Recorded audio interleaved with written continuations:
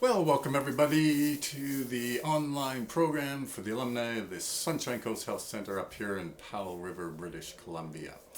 And we've been talking about different theories of addiction, and particularly those that Robert West described for us in his book Theory of Addiction, published in 2006. And West is a British psychologist who has spent his career studying addiction, and particularly smoking addictions. So we've been talking so far, we've mentioned the addiction as a brain disease. Last time we talked about the idea that addiction is a choice that addicts consciously make because they're weighing the costs and benefits of using drugs. Another very famous theory is pretty much the opposite of this idea of choice.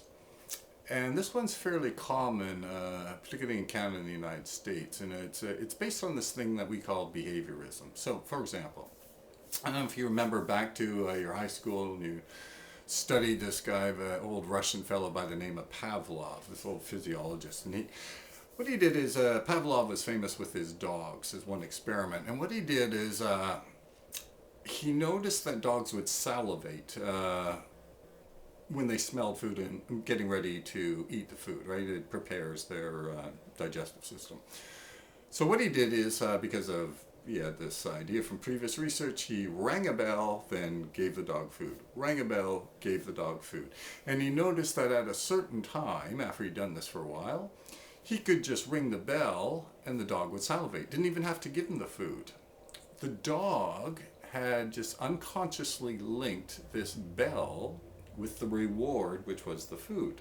And this is actually a property of animal life. And it's, again, it's totally unconscious. I mean, dogs are dogs, right? They're not thinking consciously about the bell and what it means or anything. They're just going to react to it. And so the same idea has been proposed for drug use. That the addict's problem is that he or she has associated some stimulus, like a bell, with the reward, which is intoxication.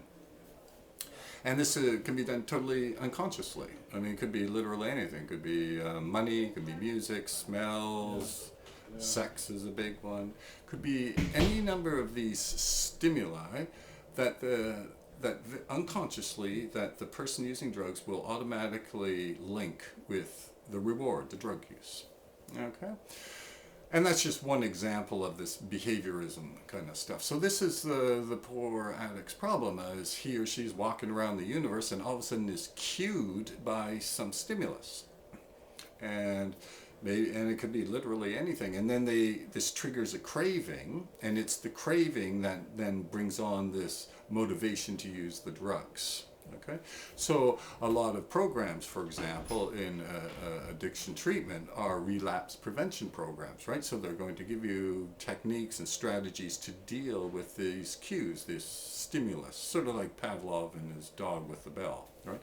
So that it's not a knee-jerk reaction that people just automatically go for the drug once they've been triggered. Right? So that's a fairly popular idea, and it's been around for a number of years. Behaviorism is an older sort of version of psychology, but very popular. Lots of relapse prevention programs, and lots of people, lots of therapists truly believe this, and a lot of theorists believe that this is the key to addiction.